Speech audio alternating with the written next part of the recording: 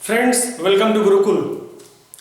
हम लोग CIB का एडवांस बैंक मैनेजमेंट जो है उसके मोस्ट ऑफ थ्योरीज को कर चुके हैं। कल हमने एक केस स्टडी भी किया था और आज हम लोग एक केस स्टडी करेंगे बजट के ऊपर। काफ़ी इंपॉर्टेंट है, पूछते हैं एग्जाम में। तो मैंने एक बजट यहाँ पर आप लोगों के लिए, एक जो गवर्नमेंट का बजट का आउटलाइन होता है यहाँ पर लिख के रखा है। हम लोग थोड़ा सा इस बजट को भी समझेंगे पहले, उसके बाद इसके बेस 3-4 क्वेश्चंस सॉल्व करेंगे। तो देखिए, जैसे मैंने लिखा है, सीरियल नंबर दिया हुआ है यहाँ पे, आगे है आइटम्स ऑफ रिसिप्ट और पेमेंट, थर्ड है आपका अमाउंट इन करोड़ रुपीस। जो सबसे पहला आइटम मैंने लिखा है बजट में वो है आपका रेवेन्यू रिसिप्ट, कि गवर्नमेंट का रेवेन्यू रिसिप्ट है 3,50,200 करोड़। हम लोगों को रेवेन्यू रिसिप्ट समझना पड़ेगा। मुझे लगता है कि आप लोगों में से बहुत फ्रेंड्स रेवेन्यू और कैपिटल इस वर्ड से अवगत होंगे। अगर नहीं है तो मैं एक बार एक्सप्लेन करता हूं।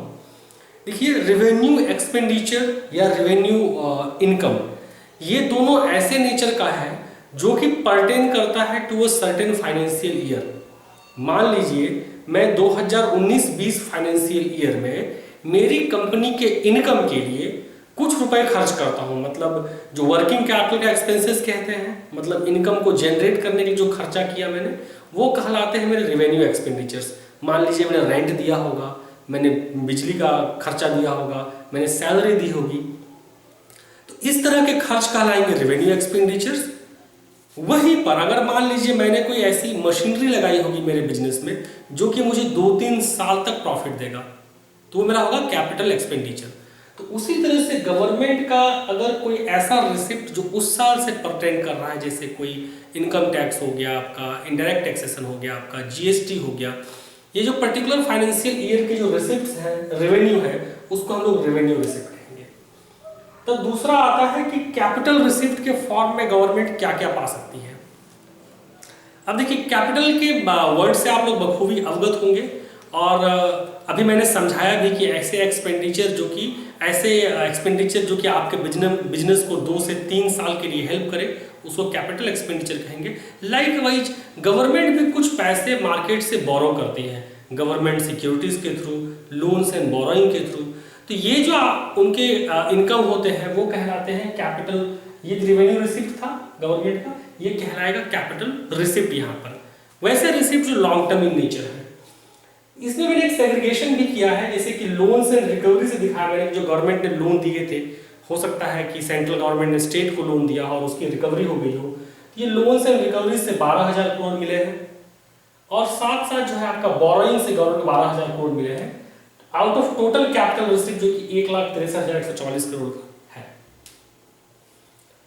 अगर हम लोग रेवेन्यू और कैपिटल रिसिप्ट को जोड़ते हैं तो आपका आता है टोटल रिसिप्ट। मैंने फिगर यहां लिखा हुआ है दोनों को जोड़ करके। वहीं पर है आपका रेवेन्यू एक्सपेंडिचर की बात। अब मुझे लगता है कि वापस से मुझे इसको समझाने की जरूरत नहीं है, मैं अभी आप लोगों को तुरंत कह ही चुका हूं कि वैसे नेचर जो सेम ईयर को चलाने के लिए किया जाता है, जैसे गवर्नमेंट को सैलरी दे रही होगी, कोई मतलब इनका जो पुलिस मेंटेनेंस, आर्मी मेंटेनेंस में जो खर्चा हो रहा है, जो पेंशन पे कर रही है, वो सारा एक्सपेंडिचर क्या है, रेवेन्यू एक्सपेंडिचर इन नेचर। वहीं कैपिटल एक्सपेंडिचर ऐसा एक्सपेंडिचर है जो कि गवर्नमेंट करती है, मान लीजिए इंफ्रास्ट्रक्चर के डेवलपमेंट पे, जो कि इकोनॉमी को 3-4 साल के लिए फायदा पहुंचाए, 50 साल के लिए फायदा पहुंचाए, 10 साल के लिए फायदा पहुंचाए, ऐसे खर्चे हैं कैपिटल एक्सपेंडिचर। तो ये मैंने पूरा लिखा हुआ था। अब हम लोग मोटा मोटी क्वेश्चन को देख चुके हैं, मैंने क्या क्या नोट डाउन किया है। यहां से हमें फाइंड आउट करना है कि गवर्नमेंट का बजटरी डेफिसिट कितना है, गवर्नमेंट का फिस्कल डेफिसिट कितना है, और कुछ क्वेश्चंस हम लोग फाइंड आउट करने की कोशिश करेंगे। चलिए, सबसे पहला क्वेश्चन जो मैं आप लोगों से पूछना चाहूंगा इस डायग्राम के बेस पे, वो होगा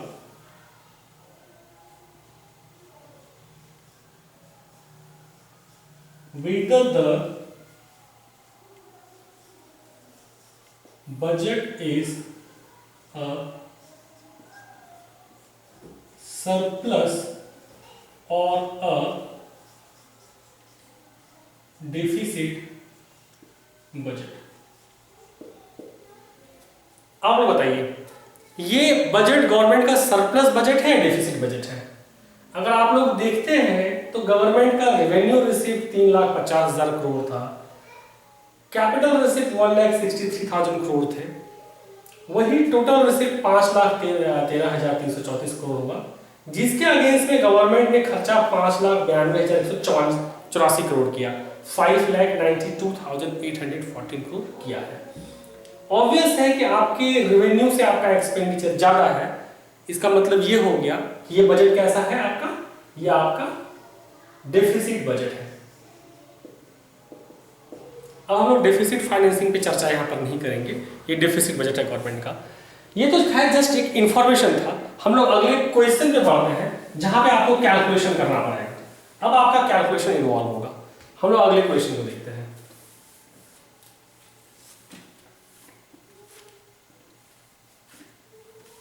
क्वेश्चन है आपका,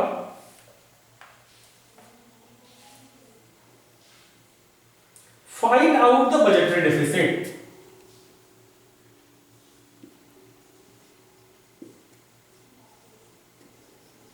Find out the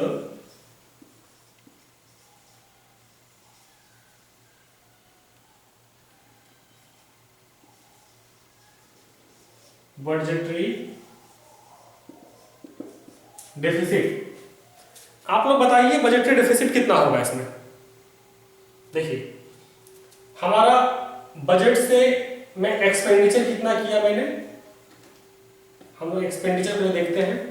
total of the capital expenditure कितना है और रेवेन्यू एक्सपेंडिचर मिला करके एक्सपेंडिचर है टोटल अपना 5,92,814 करोड़ का। वेरिंग जो हमारा रेवेन्यू था, रिसिप्ट था, वो कितने का था, 5,13,344 करोड़ का। माइनस कर दीजिए,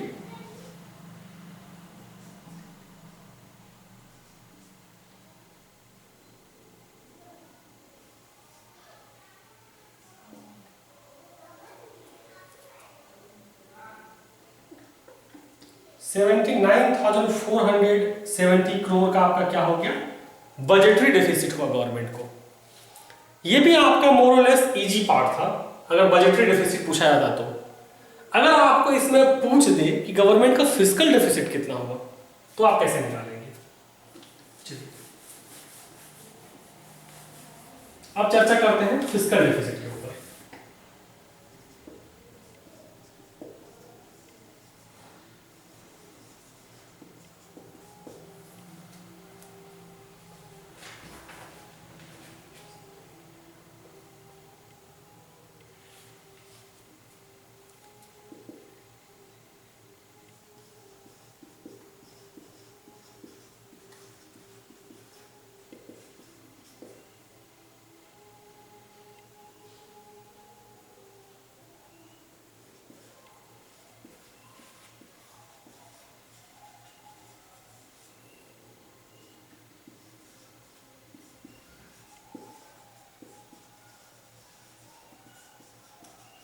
देखिए जब बात आती है फिजिकल डेफिसिट की, तो फिजिकल डेफिसिट में आप ये कैपिटल रिसिप्ट्स को नहीं जोड़ते हैं, सिर्फ लोन्स एंड रिकवरीज को ही पकड़ते हैं उस साल के इनकम में। तो इस केस में अगर देखा जाए तो फिजिकल डेफिसिट हमारा क्या होगा, टोटल पहले हम एक्सपेंडिचर को लिखते हैं। एक्सपेंडिचर कितना है हमारा, 5,92,814 करोड़। इसमें से हमारा देखेंगे रेवेन्यू एक्सपेंडिचर कितना था, माइनस करने के लिए 3,50,200 करोड़ पहले माइनस कर दीजिए, क्योंकि हमने इतना खर्चा किया, इतना ही रेवेन्यू था हमारा। कितना आएगा, 4,7,6,2,4,2। अब देखिए ये तो सारे बाकी कर्ज टाइप के हैं, कैपिटल इन नेचर है, ये हमारा रेवेन्यू नहीं, इनकम नहीं है। तो इस फिस्कल में कितनी हमें लॉस हुई, कितना हमारा खराब हुआ, उसको निकालने के लिए सिर्फ जो हम लोन रिकवरी जो हमने लोन दिया था वो कर रखा है। अगर हम लोग माइनस कर दें, -12,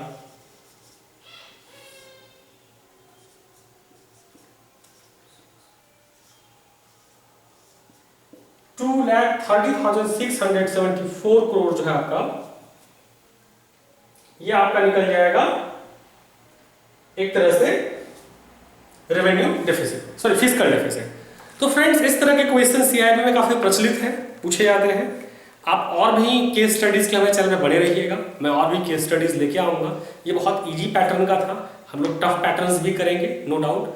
तो अगर आपको हमारा प्रयास पसंद आता है तो चैनल को लाइक जरूर कीजिएगा, सब्सक्राइब कीजिएगा, आपके फ्रेंड्स के साथ शेयर कीजिएगा।